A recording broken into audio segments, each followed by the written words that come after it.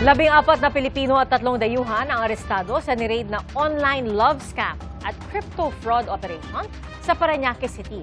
At sa Cavite at Pampanga, arestado ang 5 Korean national dahil sa illegal na online game farming. Saksi, si Oscar Oida.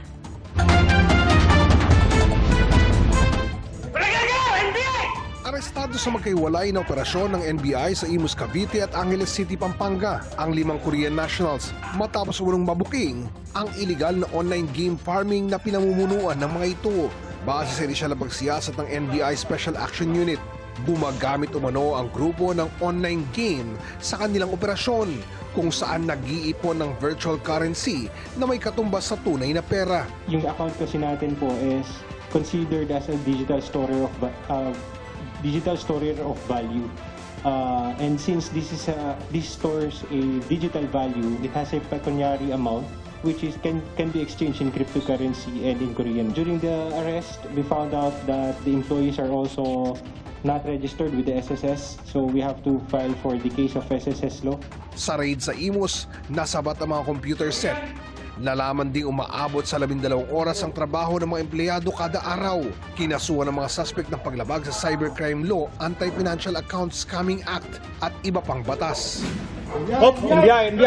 17 naman ang nasakote ng NBI matapos salakayin ng isang hinihinalang online love scam at crypto fraud operation sa Parañaque City. Kabilang sa mga inaresto ang 14 na Pilipino at 3 dayuhan na naabutang nag-ooperate ng mga computer at communication devices sa loob ng call center type na pasilidad.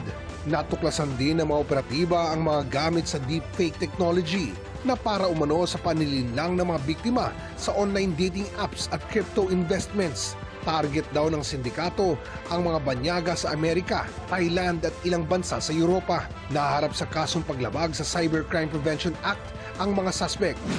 6 na Vietnamese nationals ang naaresto rin sa operasyon ng NBI Special Action Unit laban sa hinihinalang fraud-related online gambling sa Makati City. Ayon sa investigasyon, ginagamit ng mga suspect ang mga peking link na ginagaya ang lehitimong platform upang malinlang ang mga online casino players at makakuha ng impormasyon at pera. Gumagawa sila ng mga peking website. Itong peking website na to ay minamarket po nila sa kanilang mga biktima. Tapos yung mga biktima po, pag nag-i-engage doon is, una, akala nila legal po or legit yung kanilang website na kanilang tinatransactionan. Pero pag nanalo po sila, wala po silang nakukuha na winnings. Naharap ang mga ito sa mga kasong paglabag sa computer-related fraud sa ilalim ng Cybercrime Prevention Act. Ito yung mga nanggaling sa POGO na operations na nag-collab sila into scam hub.